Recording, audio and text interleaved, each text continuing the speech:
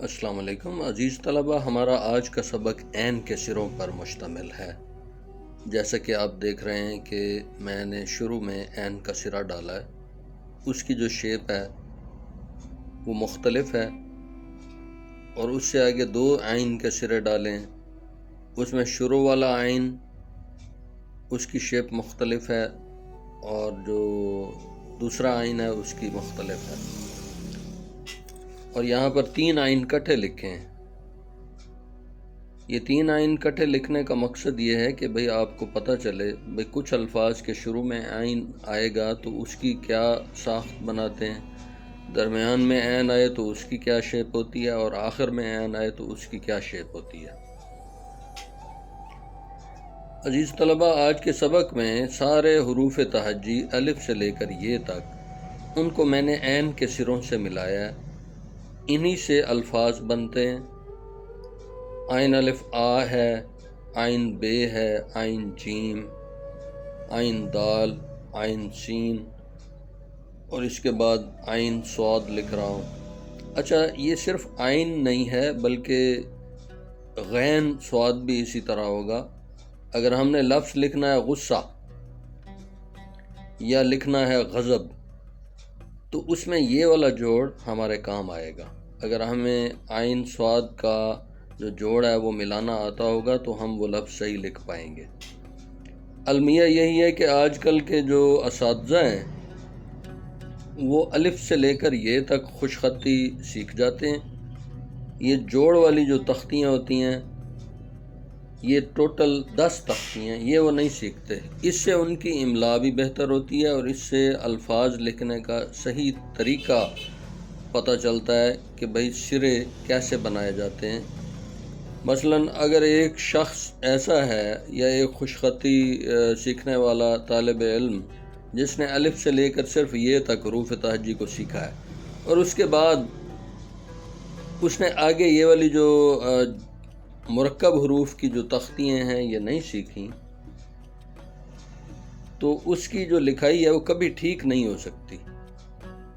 ہاں، وہ الفاظ کو خوبصورت لکھ لے گا، صرف ان الفاظ کو جو مفرد حروف ہیں، یعنی کہ الف سے لے کر بڑی یہ تک جتنے مفرد حروف ہیں ان کو تو وہ خوبصورت لکھ لے گا، لیکن جو بڑے الفاظ ہوتے ہیں جیسے غضب، اس میں غین بھی ہے، ضاد بھی ہے، بے بھی ہے، غلط لکھنا ہے، اس میں غین ہے، لام ہے، توئے ہے، اور اسی طرح جو بڑے الفاظ ہوتے ہیں، اس سے بھی بڑے 4 حروف پر مشتمل جو الفاظ ہوتے ہیں، 5 حروف پر مشتمل جو الفاظ ہوتے ہیں، وہ ان کو لکھنے نہیں آتے، یہ مسئلہ ہے۔ اچھا، اب میں آپ کے سامنے وہ والے الفاظ لکھ رہا ہوں جو عین سے مل کر بنیں گے، جن کے عین شروع میں آئے گا عبادت۔ آپ نے کیا کرنا ہے بھئی، 4 لائنوں کے مطابق ان الفاظ کو غور سے دیکھنا ہے بھئی کون سا حرف کون سی لائن سے شروع ہو رہا ہے اور کس لائن پہ ختم ہو رہا ہے۔ یہ اعتبار لکھا ہے، اس میں دیکھیں جو تے کا سرا ہے وہ اونچا ہے، بے کا سرا نیچے ہے۔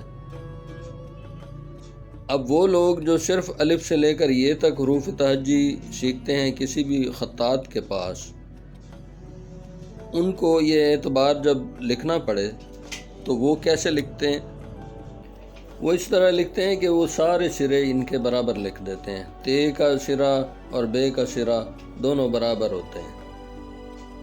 یہ اس سے آپ اندازہ کر سکتے ہیں کہ انہوں نے جو جوڑ والی تختیاں ہیں، جو مرکب حروف والی جو تختیاں ہیں، یعنی کہ جو سبق ہیں، وہ انہوں نے نہیں سیکھے ہوئے۔ اب عبداللہ میں بے کا سرا نیچے ہے، دال کا سرا اونچا ہے، عبید اس کے آگے لکھا ہوا ہے۔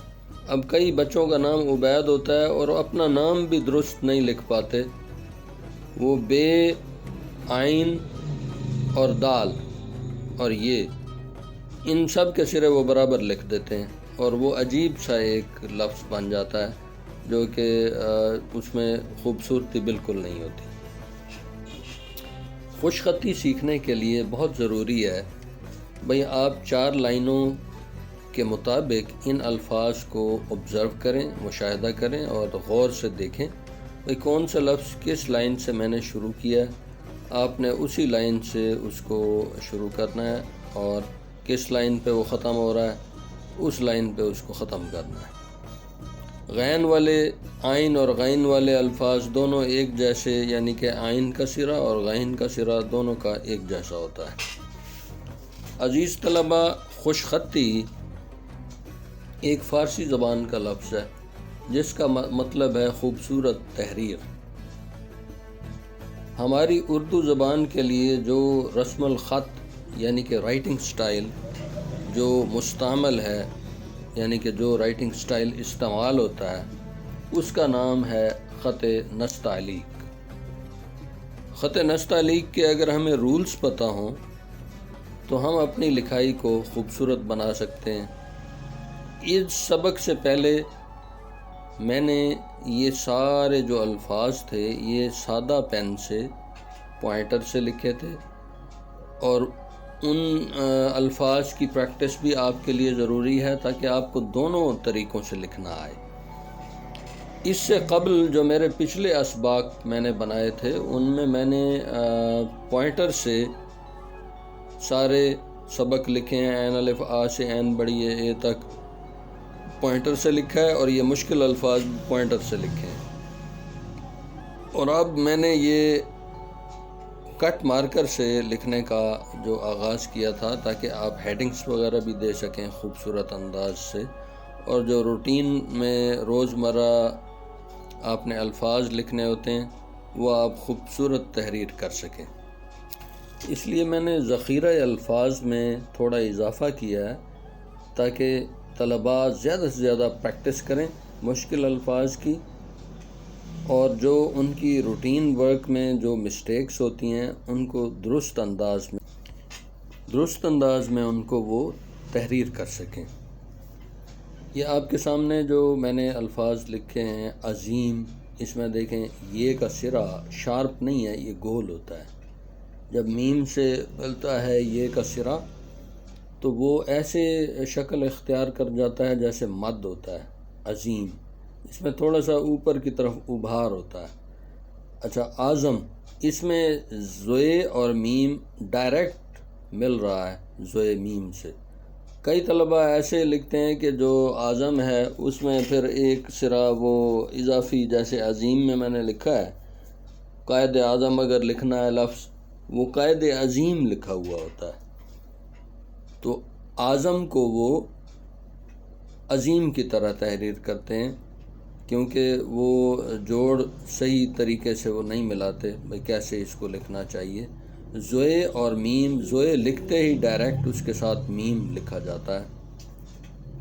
لام الف لا جب ہم لکھتے ہیں تو اس میں لام کا جو ڈنڈا ہے، لام کا جو الف ہے وہ ذرا اونچا ہوتا ہے اور الف تھوڑا اس سے نیچے ہوتا ہے۔ اب یہ الفاظ آپ سب کے لیے انتہائی ضروری ہیں، ان کی 10 دفعہ آپ پریکٹس کریں تاکہ آپ کی لکھائی خوبصورت ہو سکے اور پیپروں میں آپ اچھے نمبر لے سکیں۔ امتحانات میں اچھے نمبروں کا دار و مدار اچھی لکھائی پر ہے۔ اگر لکھائی اچھی ہو تو آٹومیٹکلی آپ کے اچھے نمبر آ سکتے ہیں، کیونکہ جو ایگزامینر ہیں انہوں نے الفاظ کو پڑھنے کی زیادہ محنت نہیں کرنی ہوتی، بلکہ صرف انہوں نے خوبصورت رائٹنگ ہی دیکھنی ہوتی ہے، اور اس سے وہ انالیسس کرتے ہیں کہ کون سا بچہ کس قدر ذہین ہے۔ تو اپنی لکھائی کو اس قدر خوبصورت بنائیں کہ اس سے دوسرے لوگ امپریس ہو سکیں۔ مجھے امید ہے کہ آپ کو یہ جو سبق آئین کا، آج کی جو اردو خوش خطی کا جوڑ کی تختیوں کا جو سبق ہے، یہ آپ کو پسند آیا ہوگا، اور اس سے کافی حد تک آپ کی جو لکھائی ہے وہ بہتر ہوگی۔ بے کا جو سبق ہوتا ہے وہ دوسرا، جیم کا سرا تیسرا، سین چوتھا، صاد پانچواں اور توئے چھٹا، آئین ساتواں۔ تو یہ آج کی جو اردو خوش خطی کا آپ کا 7واں سبق یہ مکمل ہوا۔ یہ اردو خوشخطی کا 7واں سبق ہے۔ انشاءاللہ اگلی ویڈیو میں فے اور قاف کے سروں کے ساتھ الفاظ کو کیسے بنایا جاتا ہے اور کیسے لکھا جاتا ہے۔ اگلی ویڈیو میں آپ کو نئی ترکیب کے ساتھ الفاظ کو لکھنے کا طریقہ سکھایا جائے گا۔ فے اور قاف کیسے لکھا جاتا ہے انشاءاللہ۔ اس وقت تک کے لیے اجازت چاہتا ہوں۔ والسلام علیکم ورحمۃ اللہ وبرکاتہ۔